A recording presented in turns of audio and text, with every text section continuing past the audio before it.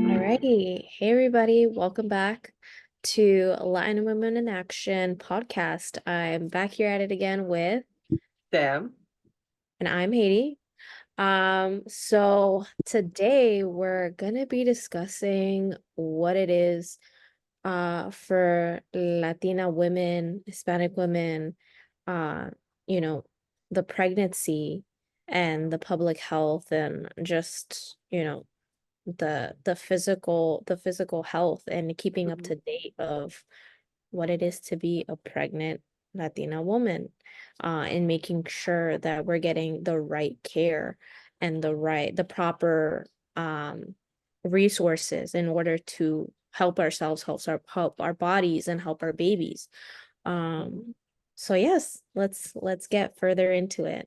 Yeah, it's gonna be a really interesting episode for me to hear about. Like so much of this process, I feel like I don't know anything about, especially like process of like being pregnant. Like even though we have health classes in school, I feel like health in school is focused so much on abstinence rather than like the Sure. actual process that like talks you through like what if it actually like if For it actually sure. happens.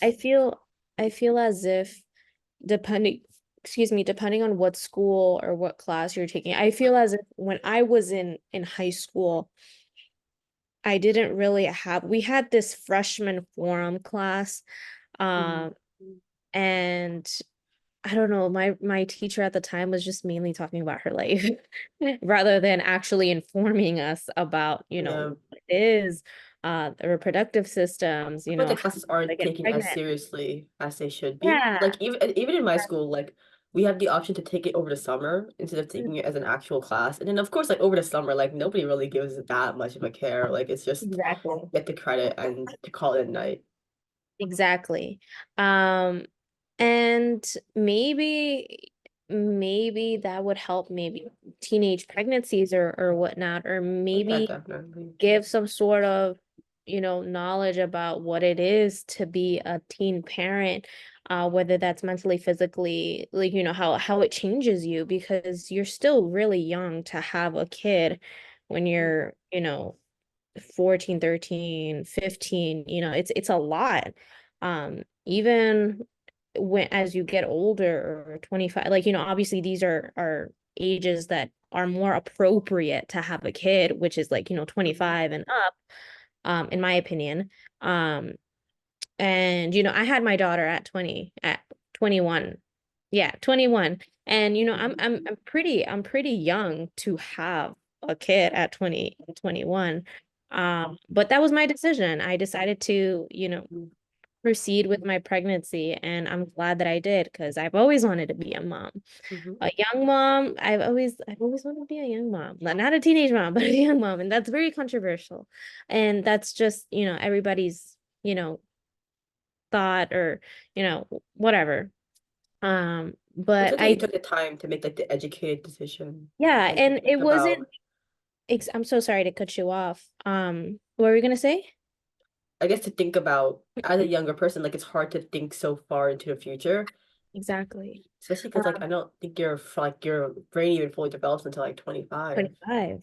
Yeah. Yeah. And I feel I feel as if I made the right decision, or like, or I kind of, I knew what I wanted because I had the support, and I was Mhm. married someone who's very supportive, very understanding and helpful. And, I still made a goal to proceed with my college. I only had I had 2 semesters left, so a year left. I'm sorry, that's my toddler. And I only had 2 semesters left. And yeah, I told myself, no, just because I'm pregnant, just because I'm having a kid, that doesn't mean that my goals and my expectations for myself is just gone. Um, Mhm. and luckily I had that support. Like I said, I have an amazing mother who was just like, there for me. But I knew that as I became a mom, I knew that I was gonna take that responsibility. I didn't want to be that typical mom, young mom that's just gonna leave my kid with the grandparents or whatever and just go out and party. Now, mind you, Mhm. I do say that it is very important to have your own as you become a mom, you need at least like it you need some time for yourself too, and you need to have goals for Mhm. yourself too, because you can't just be mommy, mommy, mommy. You have to be your own self. I had to be Haydee. In order for me to be a good mom, I have to reevaluate myself, and I have to check myself, and I have to make time for myself, Yeah. because if I don't, then who am I really? Like, or I'm gonna start losing myself and you're just gonna go berserk. So that's like the mental part of, as soon as I became pregnant and, along my pregnancy, I kind of wanted to focus on, the mental health and physical health of Latina women. It's very important to be aware of, these feelings and goals and expectations, and also the process of, going through pregnancy. It's a lot. Some pregnancies are easy, some pregnancies are really difficult. Um, and based on my first pregnancy, I didn't like my experience with my OBGYN, because one, I felt like I wasn't taken seriously because I was a young mom, and, I'm Latina, and, it was a predominantly white office. So any questions or any concerns that I had, it was just like, oh, you're fine. You're fine. That's normal. But that's so weird because it's like you should be so educated. Like, it's such a hard process. That is a type of process where you need to know, like, if you have a question, you should be answered in the most detail as possible because you should be so Exactly. aware. And there's so And many complications that can happen, right? exactly. Sam, when I tell you, with my first OBGYN, I kind of like started drifting. I was just at one point, she had just told me, like, if it's that bad, then just go to the hospital.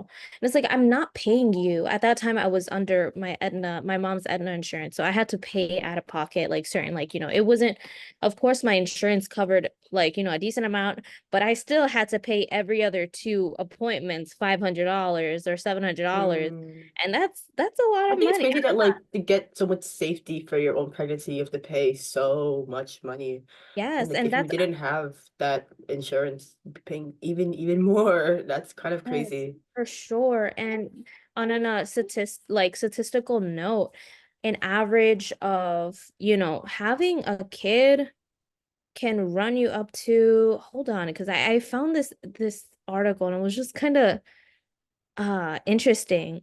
But this is more so of like after having a kid. So typically when you have a kid, it can run you up to like $80,000 or more, depending on what type of care that you have. And, private, I was under a Oh, private. that's just for like having the kid. I was thinking like is that for like the kid's That's entire without life? insurance. That's without having insurance at times too, if you have a private insurance. And thank God, oh my God, I eventually, because I was having a kid and like, I became independent, I decided to go into Medicaid, and I'm grateful that I was able to qualify for it. And, I didn't have to pay a huge amount of money after I gave birth to Mm. my daughter, because there's times when you have private insurances, yeah, it's less than $80,000, but am I able to pay $20,000 after? No, Yeah. I can't. Heck It's no, still I such a can't. crazy amount. Like, At that time, I stopped working and I was, mhm.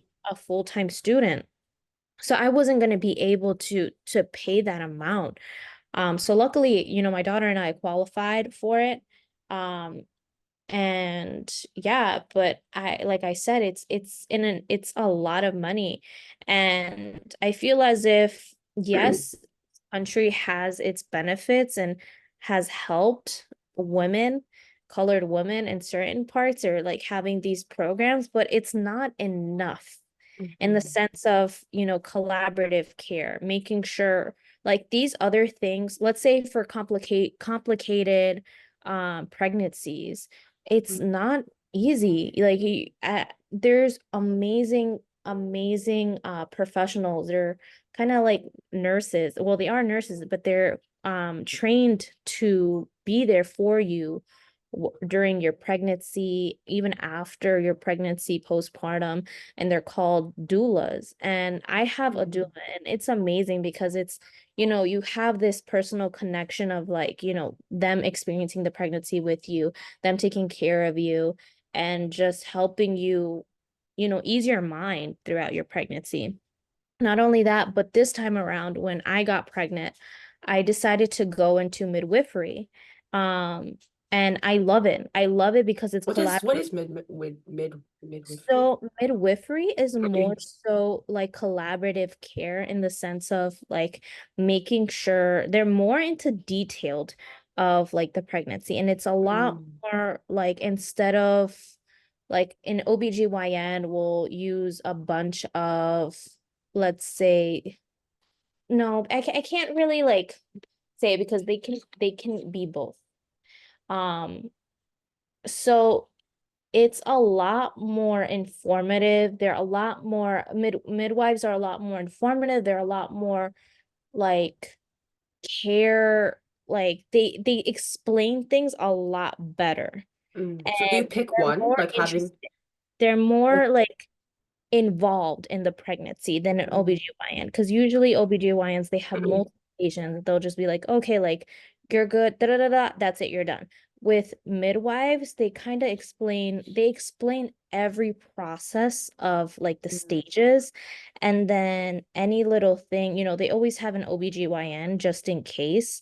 I mean, yeah, they have an OBG just in case there's any complications. That way you can like run more tests, but it's more of like a natural way of like mm. experiencing pregnancy. I guess you can say that too. So you would have like both a midwife and an OBGYN at the same time?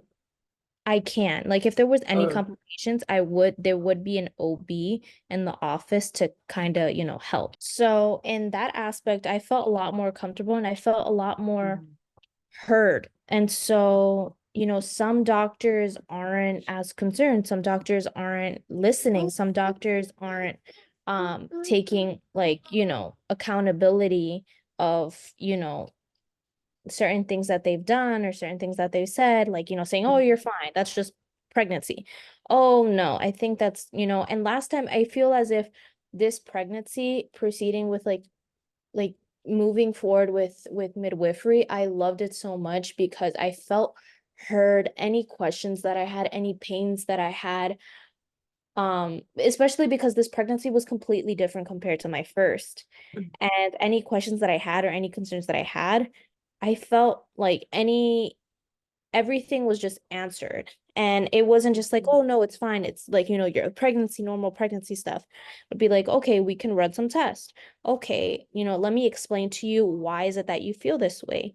Are there any other questions? Are that like, it was stuff like that. And mhm, I felt so I remember just getting so emotional because I was just like, wow, this feels amazing. This feels like I'm actually like cared for rather than my first OB/GYN. She was just very cold in the sense of like any questions. It's just like, all mhm, right, are like any other questions or you good? You know?